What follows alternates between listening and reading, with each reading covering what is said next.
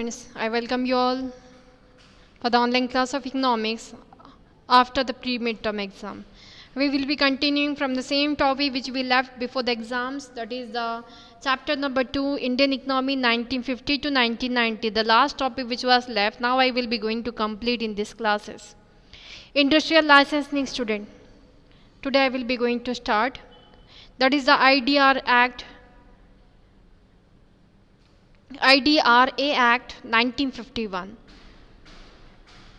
Industries Development and Regulation Act 1951, how it was formed, what are the objectives, what way it is implemented, all this we will be going to start in learning today's class. Industrial Development Regulation Act student, it is a licensing tool for channelizing scarce resources, means the resources which are very less in number, for making proper utilization of that scarce resources. A predetermined priority sector of economy is made under the Act IDRA. Consistent with the industrial policy resolution announced in 1948, the new act which was enacted in 1951, which was named as Industry Development and Regulation Act, with some of the changes for the utilization of scarce resources of our country. The main objectives of the IDR Act of 1951 was as follows: regulation of industrial development and investment in accordance with planned priorities, avoidance of monopoly, balance regional development with a view to reducing disparities in the level of development of different regions of an economy, prevention of undue competition between large-scale industry and small-scale industry. So these are the main objective. Beside that, many other objectives are there, but the focus point is these four. The monopoly power which was enacted by the producer sector, it was stopped by this particular IDRA. Regulation of industrial development and investment in accordance with planned priorities was taken by this act. The competition which was generally between the large scale industry and the small scale industry was stopped, because this competition was only deploying them, destroying them in a group, but no advantage for our country's progress and economic development. Because of that, to stop this type of things, IDR Act was enacted. Optimum utilization, because when competitions are there, student, I want to make it clear, the resources are not properly utilized. Only the thing in mind of the producers are to have a competition with other competitors to be in the number one. And that priority, if they will be saying that you cannot utilize the resources properly, and our country resources are very scarce, not only our other countries also. So that makes the sense to stop the competitions, which is unnecessary. Optimum utilization, definitely, as I said, because of the fourth point, we can say optimum utilization of scarce foreign exchange resources can be done. Under this act, the following were applicable. All the scheduled industries should be registered with the government within the prescribed period of time. A license must be obtained by all the new industry as well as the existing undertaking to know which resources they are utilizing for their producing. The Act authorized the government to examine the working of any industrial undertaking and issue such direction as when necessary. If the undertaking continued to be mismanaged, it empowered the government to take over its management. The following are the main points of criticism against the industrial licensing system in India.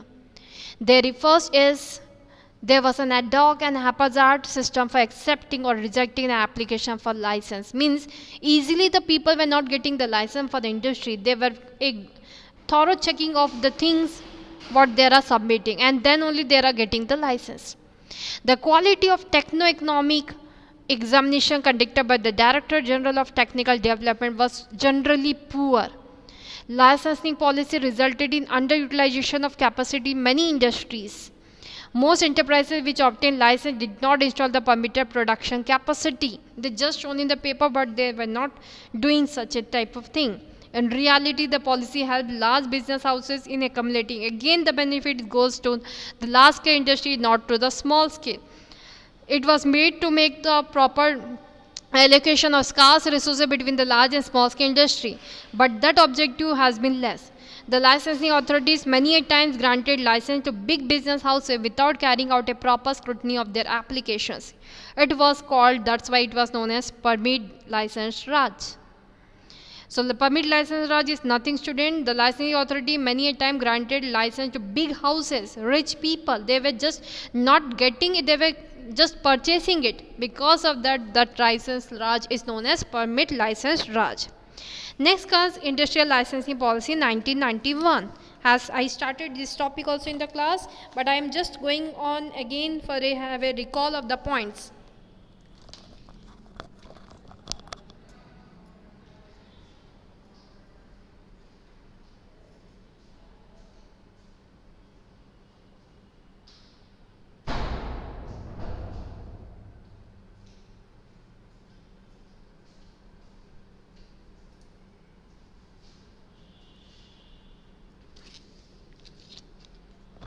If you have seen the points, let us continue.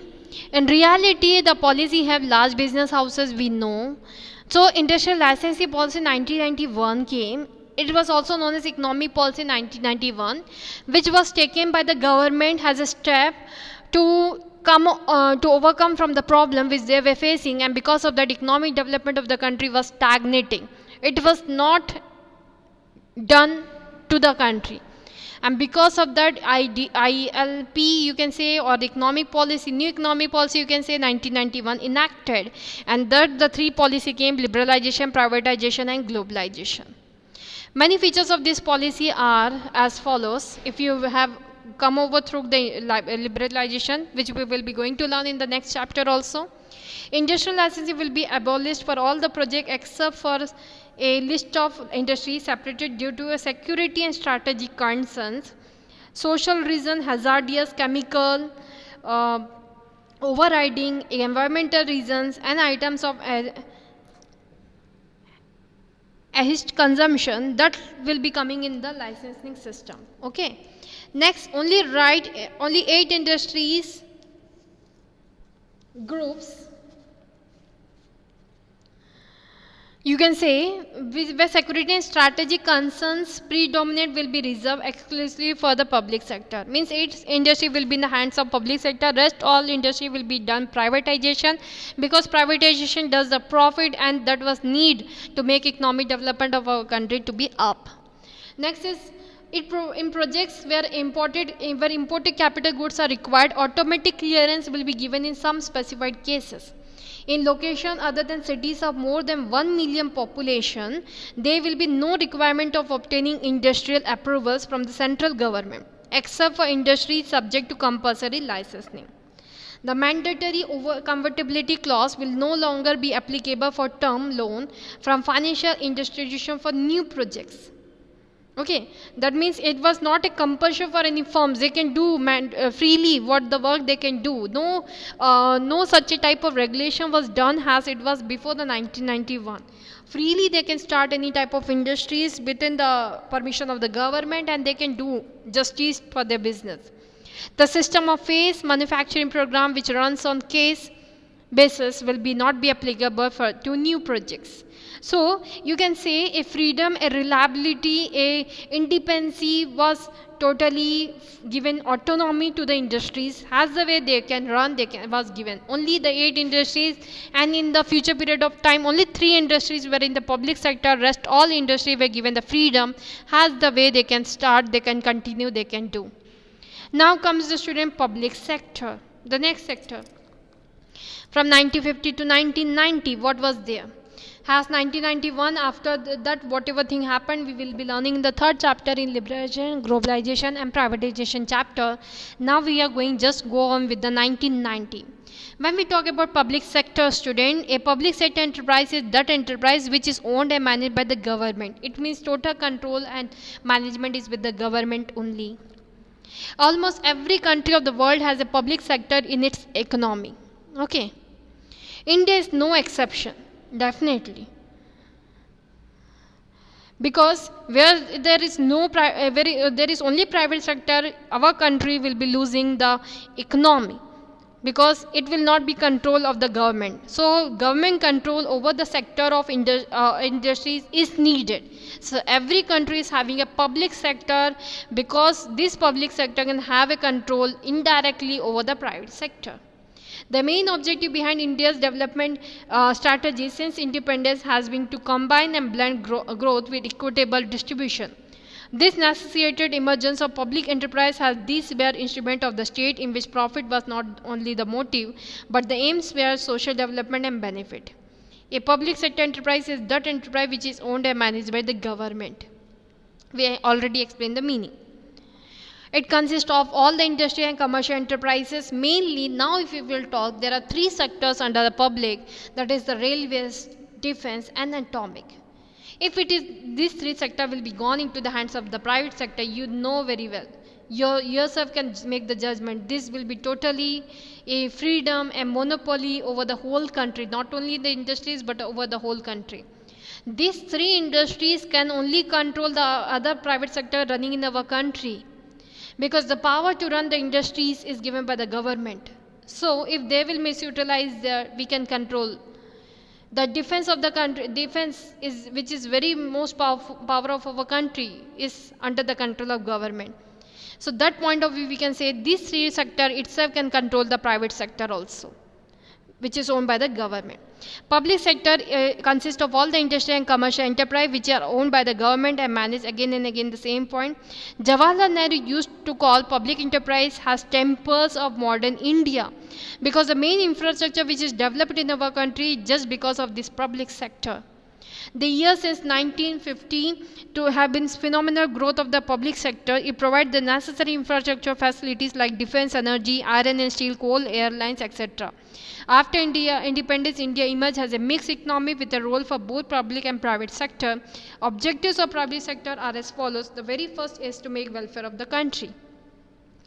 The second is to attain commanding heights of the economy, to provide commercial surplus to finance the economic development of the nation, to promote rapid economic development by filling critical gaps in the industrial structure, to provide basic infrastructure facilities, to ensure balanced regional development and dispersal of economic activity, to reduce sharp disparities of income and prevent concentration of economic power in few hands, social control and regulation of long-term finance through government financial institutions, self-reliance in critical areas, opportunities on an increasing scale for the employment, improve foreign exchange earnings.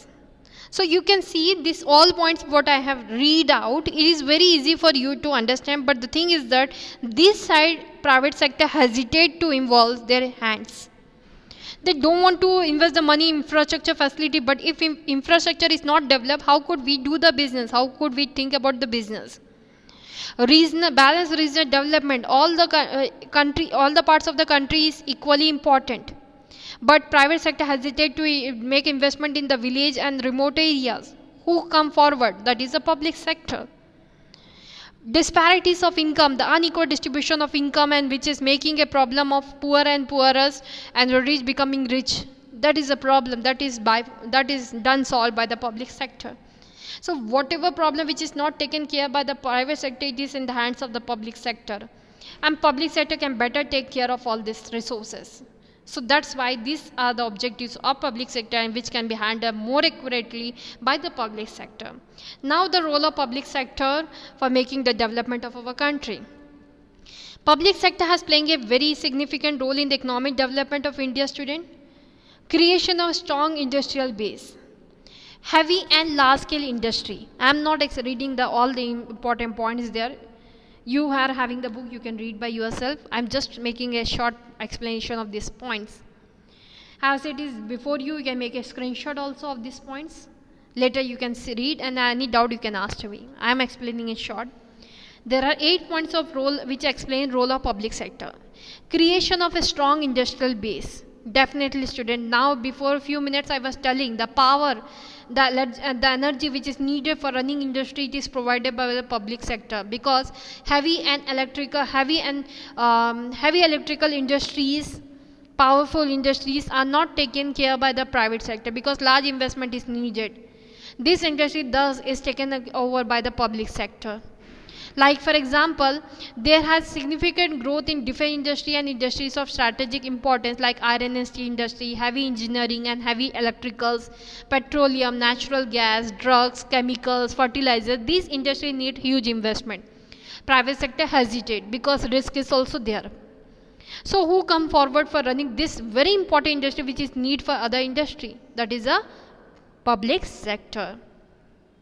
Next come capital intensive technique. Also it is just taken by the public sector, because private sector, some of the sector, it is difficult for them to take more capital intensive techniques. So here also from that point of view also public sector keeps a very important role. Development of infrastructure, when we talk about this, who come forward? That is a public sector, because dams construction, roads construction, airways, the roadways, all these construction need huge investment another time, and private sector don't want to invest in these things with the business. So who is there to look after the infrastructure development? That is the public sector. Without proper infrastructure facility, the form of irrigation, power, energy and transportation, agriculture sector cannot grow properly. You yourself can judge. In the absence of adequate development of transport and communication facility also, we cannot do the business. So who is there? That is a public sector, which will help us to do this type of industrializations. Private sector industrialization can be possible only because of public sector. Banks, advertisement, broadcast, you can say transportation, these all are the help which is provided by the public sector, so as the private sector can do the business. Development of backward areas. There is a very big imbalance in the regional development of our country. This regional imbalance can be done possible only with the help of public sector, because public sector never hesitate to start up the industries in the remote and backward area where facilities are lacking, that business cannot be think of. That area industries are set up, and to run the industry infrastructure is also parallelly developed by the public sector. So it has been the objective of 5-year plan to develop industrially backward states and regions by setting up giant undertakings. Like for example, West Bengal, Bihar, a fertilizer plant set up in Assam, Orissa, Bihar, UP, Punjab and Kerala. This has been made develop with the help of other developed areas. To mobilize savings and earn foreign exchange. Definitely, when a big business has to be done, like Bharat Heavy Electrical Limited, Bharat Electronics Limited, Oil and Natural Gas Commission are some examples of public sector undertaking which have helped the economy in saving foreign exchange, because it had worked out in such a way that our country people can get this facility very easily in our own economy rate. Undertaking like HMT, STC and Metals and Minerals Trading Corporation etc. have made significant contribution in our export earnings, which help us to balance the foreign exchange. To prevent concentration of economic power, students, that is also in the hands of the public sector, because in private sector when we say they're only think about their self profit earning, don't think about other industry, don't think about other people, don't think about the nation's profit, they think about their own self profit. So when public sector come forward, their economic concentration of economic power is in a few private hands and reducing inequalities of income and wealth. In a big way, they make the gap of the poor and the rich to be balanced. Next, the point same there, to promote equality of income and wealth distribution. When a public sector enterprise is started, it gives more employment opportunity to the middle and the lower income group people, that thus help them to improve their income level and help the economy of the country also to balance in the income and wealth distribution. Poorer will not remain too much poorer, their standard of living will increase, their standard of income will increase when public sector is started. So it is the duty of the public sector to give more employment opportunity, to increase the income level of the people and to make the balance between the rich and the poor income group people. For that they are making some special welfare programs also which are helping the people to generate employment opportunity. To provide employment, nothing to explain. As I said, private sector with a limited number of people, they want to do profit maximization, and they lack the employment opportunity. But when public sector enterprise starts up, they give much more employment opportunity to number of people. So that is a benefit, that is the role of public sector. They help us to reduce the unemployment and poverty from the nation. To promote import substitution, the heavy industry cannot be imported by the private sector, so who come forward? That is the public sector. It produces and provides goods which are substitutes of imported goods. In this way, public sector helps in import substitution. They provide substitute goods of the substituted machinery which is same in the capacity as compared to foreign machineries. That can help us to come out of our country from the technology problem. That is also the thing which is provided by the public sector. Now with this role of public sector, student, there are some problems of public sector also. Let us go through with the public sector problems. Next class we will learn with the small scale industry, but before today we will be going to complete the public sector thoroughly. Now comes the problems of public sector, student. When we talk about the problems of public sector, there are some certain problems. Very first, in unprofitable pricing. The public sector, whenever they do pricing, they never object the main objective of that is not the profit, there is the welfare. When we talk about the welfare, the pricing will be limited. So public sector operate with social welfare motive, and that is the drawback of the public sector. In some of the cases, like here it is saying, rising cost and need to subsidize for the weaker section of the society and farmers, public sector have administered prices which are not profitable.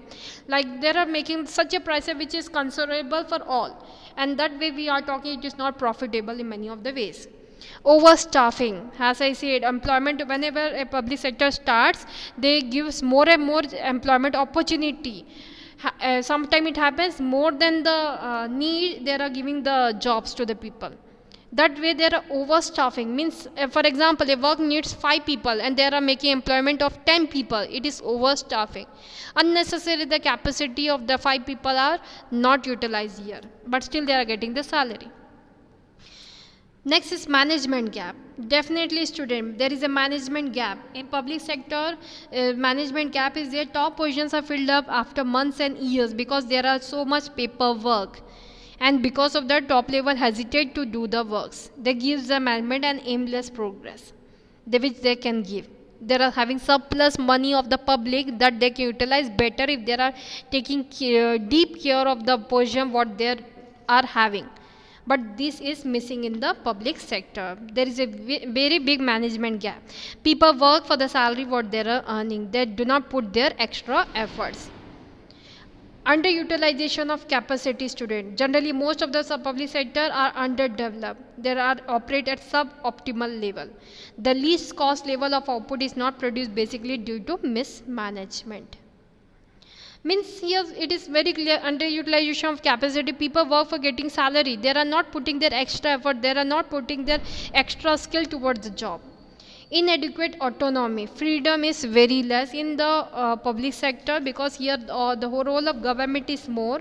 There's lack of financial and managerial autonomy. In other words, public sector are unable to take decision and initiate action. Whenever a big budget has to be done, it has to be taken care by all the government people. Then only it can get action and the work can get started.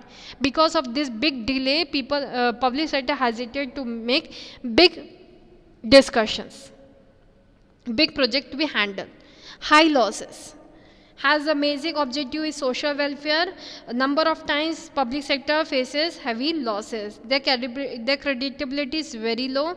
There are term inefficient and mismanaged enterprise because here they are taking according to the skill. Here the progress of the people is very less.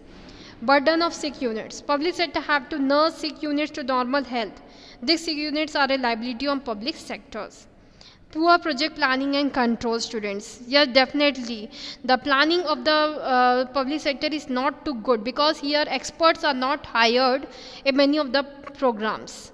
Whether there is a need, they are not taking the expert decision to be taken. Public sector projects take a very long time to get completed because of poor planning and control. This raises cost of the project. Date after date is given for the projects, and meetings and after meetings are taken for the big project to be done. This not only delay but also sometimes make the project to be failure. Bureaucratic delays, paperwork. It is commonly observed that public sector lack of initiative, innovativeness, the pace of work is slow. There are procedural delays, faulty planning and delayed execution of projects. Pessimistic atmosphere. Optimistic atmosphere is very less, pessimistic is more. Negativity is more. Lack of commitment for work, indiscipline, low concern for the country are some of the observed behavior characteristics. Because, as I already said, people work for the pay, which they are getting more than what they deserve, and because of that they just don't want to put the efforts what they have to do and for the development of the nation. They just think about themselves and go on, but the main objective of public sector is welfare of the society, but though they are not taking care of that show the negativity or pessimistic atmosphere done by the public sector.